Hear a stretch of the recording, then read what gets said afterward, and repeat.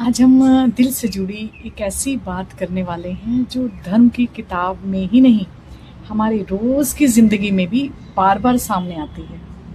हम सब चाहते हैं कि भगवान हमसे खुश रहें, हमारे घर में शांति रहे, हमारे कर्म अच्छे बनें।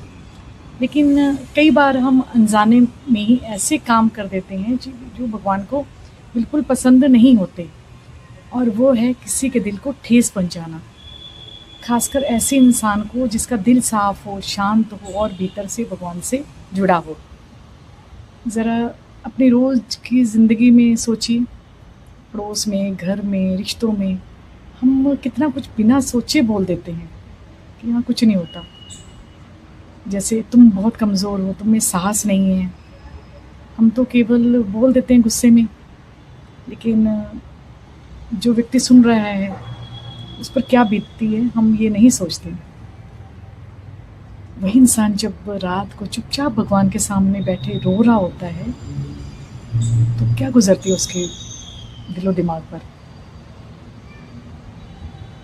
जो सरल लोग होते हैं, भगवान से जुड़े होते हैं, वो ऊंची आवाज़ में बोलते नहीं हैं, प्रतिक्रिया नहीं देते, लेकिन अक्सर अंदर से वो लोग बहुत गहरे होते हैं।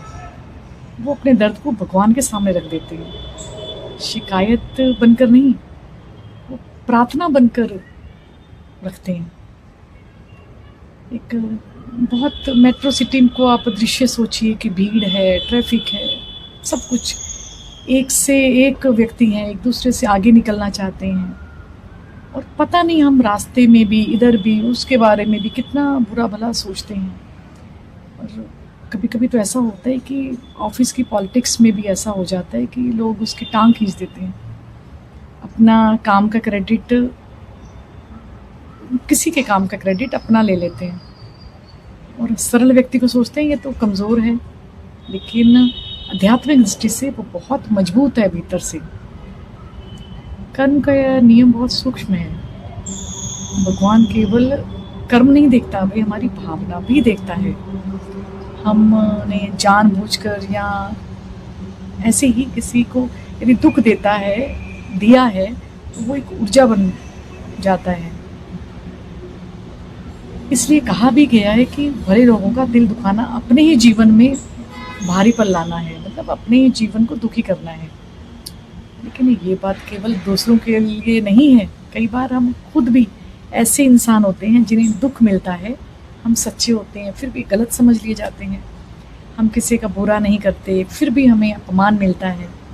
ऐसे समय पर हमारा दिल टूटता है, और यहीं से असली आध्यात्मिक परीक्षा शुरू होती है।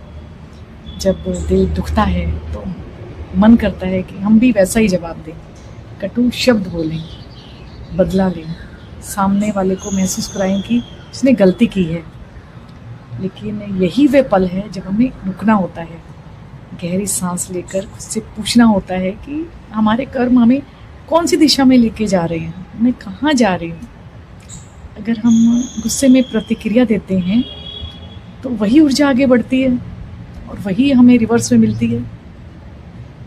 इसलिए भगवान से कहना चाहिए कि भगवान आज मैं दुखी हूँ, मेरे साथ ये हुआ, और मैं सारा दुख आपको सौंपता हूँ। लेकिन हाँ, उस व्यक्ति का भला हो, सद्भावना होनी चाहिए दूसरे व्यक्ति के लिए मन में। मुझे पता है कि माफ़ करना आसान नहीं होता। इसका मतलब ये नहीं है कि हमें दर्द नहीं हुआ, इसका मतलब है कि हम अपने दिल को, कड़वाहट को घर नहीं बनाने देते। और यही बात हम भगवान से प्रार्थना के रूप में कह देते हैं तो हम तो हल्के हो गए ना।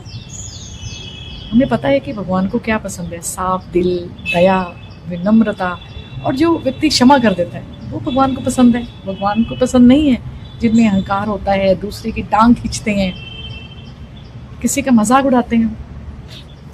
लेकिन कभी कभी हम बहुत सारी गलतियां करते हैं, कभी व्यवहार से, कभी शब्दों से, और कभी मौके पर किसी का साथ हम नहीं देते। इसलिए आज से एक छोटी सी सावधानी शुरू करते हैं कि बोलने से पहले सोचें कि क्या मैं जो बोल रहा हूँ किसी का दिल दुखेगा क्या, और अपनी सीमा बोलते हुए नहीं बोलनी चाहिए। और तुरंत प्रतिक्रिया देने से पहले एक छोटी सी प्रार्थना कीजिए तो ये आदत हमारे कर्मों को धीरे धीरे बदल देगी और हमारे जीवन में एक अलग प्रकार की सुरक्षा लाएगी। वो है दैवी सुरक्षा, मतलब भगवान की सुरक्षा। और हमें ये भी तो पता है कि हम यहाँ जीने नहीं आए हैं, सीखने आए हैं। हर रिश्ता, हर मौका, और यहाँ हम क्या कर रहे हैं, अपने कर्मों को और उलझा रहे हैं। किसी का दिल ना दुखाना ही भगवान की सबसे बड़ी पूजा है। और किसी को दुआ देना, यदि हमें किसी ने कष्ट भी पहुंचाया ना, कि हम भगवान से दुआ कर दें कि भगवान इसको सद्बुद्धि दे, तो वो भी भगवान को बहुत पसंद आती है। तो इसको आप केवल सुनकर मत छोड़िए, अपने व्यवहार में भी उतारना है, क्योंकि सच्ची जो भक्ति है शब्दों में नहीं, व्यवहार में ही दिखती है। सुनने के लिए बहुत बहुत आभार। नमस्कार।